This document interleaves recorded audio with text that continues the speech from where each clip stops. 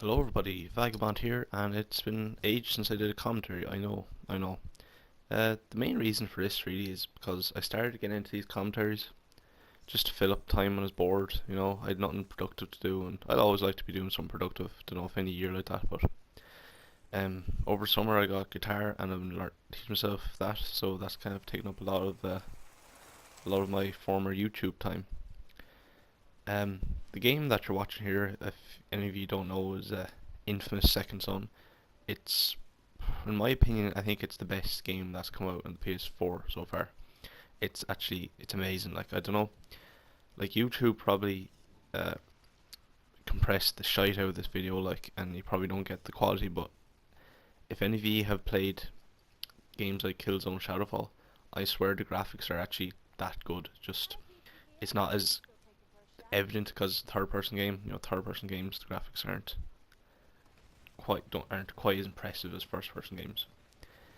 Um, yeah, it's basically you play as like a superhero type person. Not a superhero. They're called conduits in this game. This is the third game in the series, but you're a different character, so it's pretty accessible to new players. Yeah, it's just really good. Like you just watch it, be watching this throughout the commentary and see what you think of it. Uh, Basically, what going to be talking about in this commentary is E3 2014 and what I thought about it. First of all, I'm just going to give my overall opinion on the whole games conference, expo, whatever you call it, as a whole. I don't think it matched up to the standards of last year's. Well, last year you had, for one thing, you finally got to see what the PlayStation 4 console itself looked like. We got to see first gameplay of a whole load of exclusives, a whole load of new games. We learn more about the features and specs of the hardware, and it was cool time to be a gamer in general. This year it had the chance to focus more on games, but I didn't see all that much new games that really excite me that I hadn't heard about before. There were a few of those, but they're few and far between. Seeing as there was no massive hardware, uh, new hardware IDs launched or rumored, whatever. Getting tongue tied here. Move on, shall we? Yes. First of all, I'm going to talk about Call of Duty Advanced Warfare. Might as well talk about it because it looks like a good game. Like it looks a lot different from previous games in the Call of Duty series. Now, I'm guilty of saying that about this time every year, like Black Ops 2. Oh, it looks way different. This in the story mode, you'll be able to choose things that'll have impact. Your choice will impact the outcome. It didn't really. There's one thing in Black Ops 2, for instance, where you could.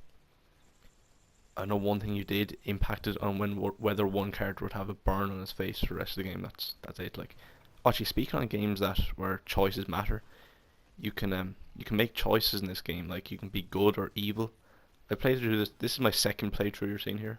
First time I played through, the good guy.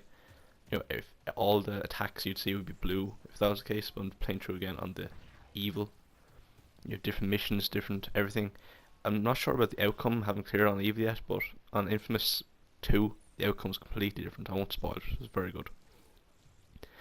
But anyway, Advanced Warfare. It looks like there's movements like there's exoskeletons that allow for double jumps, and you can kind of like juke side to side.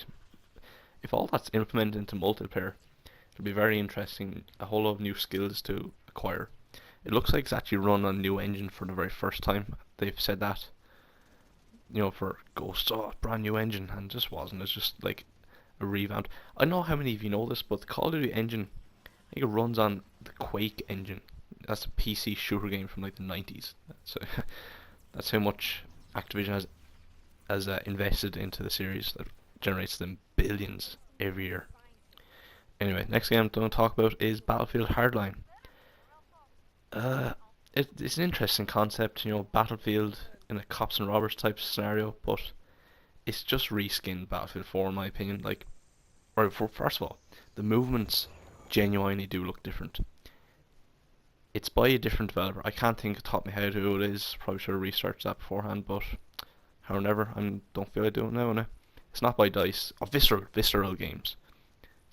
Just remember there now, it's developed by Visceral Games, who made games like Dead Space, and yeah, so the movement looked different. Apart from that, it just looked like a reskinned Battlefield 4 with, SUVs and muscle cars in place of Amtraks and stuff like that. But I wasn't wowed like I was for Battlefield 4. Like the first time, E3 2013 again. First time I saw the massive skyscraper come down Battlefield 4, that was just amazing. That was one of my E3 highlights. But it looks Battlefield 4.5 or whatever you call it. Not true new gen, but I think DICE are working on Star Wars Battlefront 3, so that'll be pretty deadly. So I'll excuse DICE for not working on this one. Now, next game, not as popular as yours, but game I'm out of all of the ones mentioned so far, I'm most looking forward to. That is Borderlands, the pre-sequel. I don't know how many of you played Borderlands. It's the most fun I've ever had in a first-person shooter, and that's not telling a lie. It's an open-world shooter RPG type thing, and it's just amazing. Like, it's hard to explain. Like, it has this really unique art style, sort of cel-shaded art style. No other game does the cel shading as well as Borderlands. Um, yeah, they have I think in the Guinness Book Records they have the most like unique weapons. Like there's literally a billion guns you can get in Borderlands 2, and yeah, it's a pretty cool game. For any of you who are fans of Borderlands but don't know anything about the pre-sequel, it's going to take place in between the events of Borderlands 1 and 2, and it's going to follow the rise of Handsome Jack, and you get to play as Claptrap for once. That should be pretty fun. Next thing I'm going to talk about is Metal Gear Solid: The Phantom Pain. Now, I've been a Metal Gear Solid fan for most of my life at this stage. It's like the first serious game I played, was Metal Gear Solid 4. Before that, I've been farting around with stuff like Sonic the Hedgehog and Spyro and crap. Then I played Metal Gear Solid 4, and that was the first, grown-up game I played. Then I moved back, and my brother had the other games, so I just kind of progressed back through them and got the rest of the story from there. Yeah, the Phantom Pain looks. I saw a demo, a half-hour demo at E3. It looks amazing. It's like Snake going through an open-world desert environment in Afghanistan.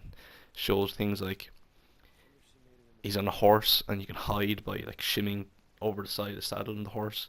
You can call in helicopters with a fulcrum recovery system. For if any of you played Phantom. I'm getting tongue tied here again. If ever you played the PSP game, whichever one that is, yeah, it's the fulcrum recovery system makes a comeback.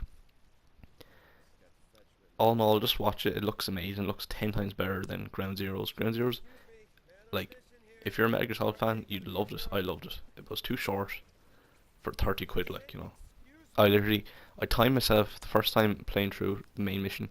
Took me, and I was going slow. It took me 45 minutes, and the second time I did it, took me half hour. That's ridiculous. Okay, the next game I'm going to talk about is Destiny, developed by Bungie, the original guys for Halo. Now, I'm still kind of sketchy on Destiny. I don't really know what it is.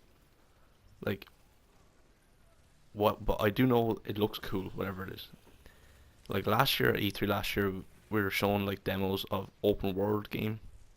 Open world, kind of semi-online, your friends can just kind of jump in, jump out type thing. And this year, we were showing competitive 6v6 Call of Duty Halo style thing going on. Both of these look pretty cool, and if these are all combined in one game, that'll be deadly. Well, I think rumor was it they spent $500 million developing this game, so they better be good. Okay, second to last thing I'm going to talk about today is The Witcher 3 Wild Hunt. Now, this is a game I've been looking forward to since E3 last year. Now, I've always been a PlayStation guy, so I was never able to play The Witcher 1 or 2, which are 360 and PC games. But The Witcher 3 will be coming to the PS4. I can't wait for that. It looks amazing. It looks like from my original impressions, it looks like Skyrim, but with more fluid animations, more of an action game set in an open world with RPG elements, rather than Skyrim, which is an RPG game with action game elements. If any of you can tell what I said there, fair play to you, because I hardly know myself. Haha. And yeah, that looks pretty cool. Games coming out next year again. Actually remind me another thing that really pissed me off about E3 this year. Every cool game you're watching it, right? You're like, oh yeah, this is probably coming out at the end of this year. No, it's not. It's coming out sometime next year. It's like, come on, get the if your game's in two E3s one after the other, like it better be out the year of the second E3. You know what I'm saying? Like, it's just catch myself saying, you know what I'm saying more often. I should probably stop doing that. I sound like I don't know, a half-arsed white gangster or something like that. I don't know. And the last thing I'm going to talk about is Tom Clancy's Rainbow Six Siege. Now this was a big surprise of a game. It just came out at the Ubisoft press conference, and nobody knew it was coming. And it looks amazing. I think it's primarily a online game, but anyway, the game mode they demoed was Siege, which is a 6v6 where no respawn. It's like a terrorist counter-terrorist type thing, where like if you're the terrorist, you hold a hostage, and if you're the counter-terrorist, you have to extract the hostage. The destruction environments look deadly. Battlefield has nothing on them. Anyway, that's all for my thoughts on E3 2014. I've been Vagabond Games. Thank you for checking out this video. If you aren't already, please subscribe, and I'd appreciate a thumbs up and if you'd favour this video. Thank you, and see you again soon, hopefully. Goodbye.